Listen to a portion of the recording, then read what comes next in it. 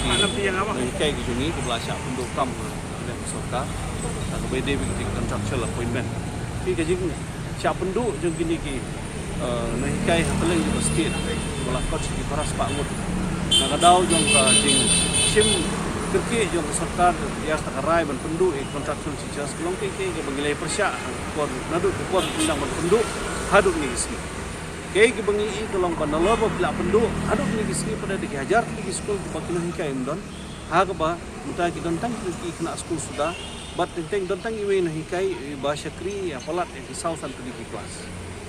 Kay gibangi iru kalong ba idon kena hikai ki bombyang sukarta ban apply ha ki kam serta di kitaru penduk.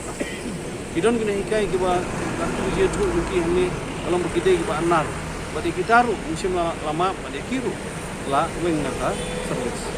Jadi ke ba tak utak kalau kam desu tang ka hok ya kata gaji penduk kam berno jam ndrei ba de ke isu jong ka hok lang beri wan beri.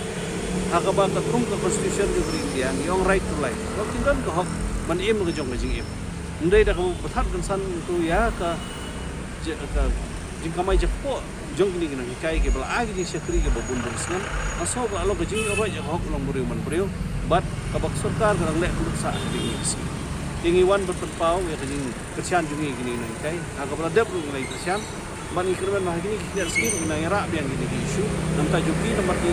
Ndai tang nang kai ba syakta ta. Bagi skul bagi kena skul gula syakta.